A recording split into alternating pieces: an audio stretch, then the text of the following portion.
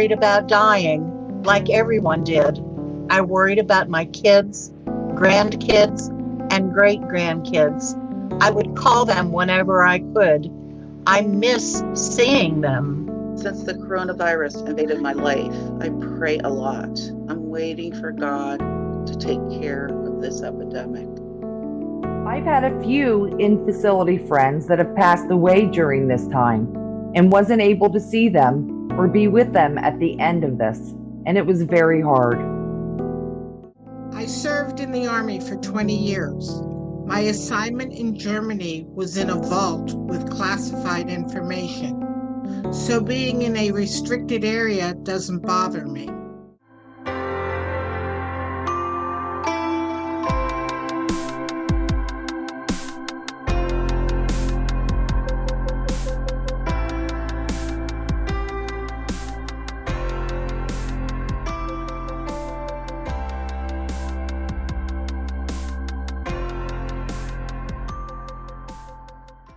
Unfortunately, I don't have a good story. I lost my sister.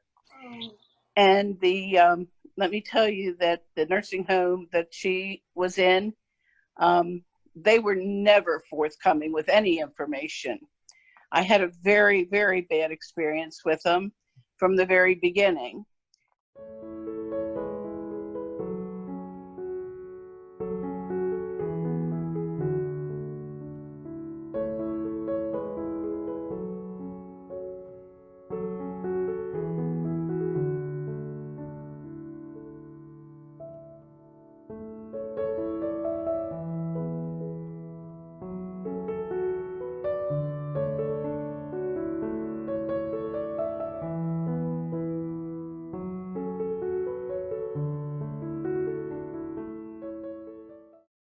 If you're feeling scared, worn out for maybe the emotional burden that you have to bear right now because of your loved one in isolation, I want to tell you that there's nothing wrong with you, that compassion fatigue is a normal phenomenon that happens when we caregive for long periods of time without any reprieve. And I know the struggle that you have experienced in these unprecedented times, but I can assure you, because I even had conversations with the governor's office about the concern regarding family visits. And again, as I mentioned earlier in the conversation, Department of Health and Department of Human Services are looking at those guidelines and working on them. I think it's important not to give up hope. There's an old Latin saying that says, as long as I am breathing, there is hope. It's important to keep hoping. I'm a believer. And if the Lord wants me to go home by plane or train crash, by an accident or a flu, then I'm ready. I'm not scared of this flu. This is disturbing a whole life. And it makes me mad because people are losing jobs, struggling for food. God, it's just thrown everything helter-skelter. In talking to the nurse on the floor over the weekend, I had introduced the subject of these people have been around through a lot of crises in their lives, and perhaps they wouldn't be as afraid of COVID. And she took the exact 180-degree opposite viewpoint and said, you haven't seen these people die. They had 61 beds on the floor. They lost 30 of their patients. We recognize that there are some differences of opinion on this. We have folks who are within these nursing homes, residents who feel that they are safely tucked away, and they have concerns about outsiders bringing the virus in. And as a long-term care ombudsman, I'm equally responsible for listening to their concerns. I want to keep everybody safe. We all want to keep everybody safe, but I think there are some really good ways in which we can do it. You know, your messages of hope, purpose, resolution, hope, the end is in sight, purpose, why am I still alive? I hear from Mom, I went to bed last night and I was hoping I wouldn't wake up in the morning. It just empties your soul, to hear Mom say that type of thing. The stress with Mom causes the stress with the staff, which causes the stress with me, which then causes the stress with all the other loved ones.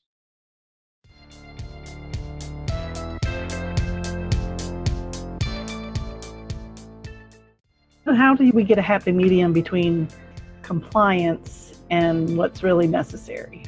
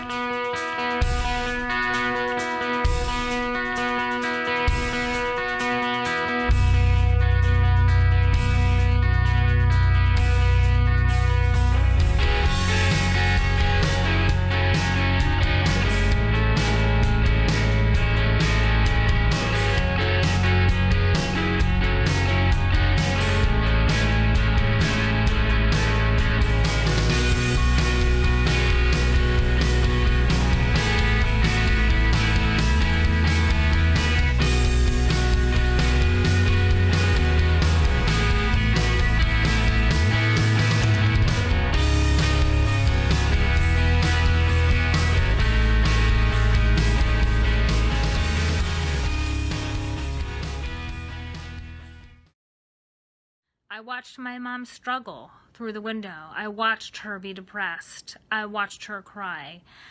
My mom fell and got a laceration and she was bleeding and I was not able to help her. I can't tell you the agony and the devastation and that this has caused both my mom and me. This journey has absolutely been devastating and it continues. The compassionate care visits are not enough.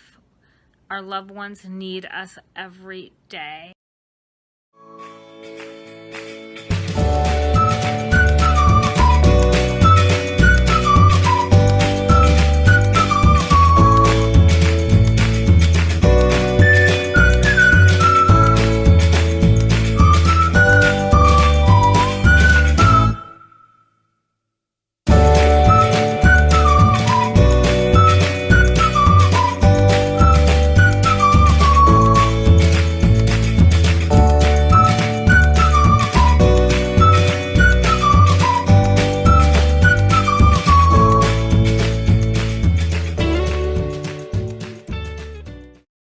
We must face these challenging times as people of hope. May our actions and our choices reflect our hopes and not our fears. The Pennsylvania Office of the Long-Term Care Ombudsman is here to support you, to empower you, to connect with you, because connection matters, not just during Resident Rights Month, but every day.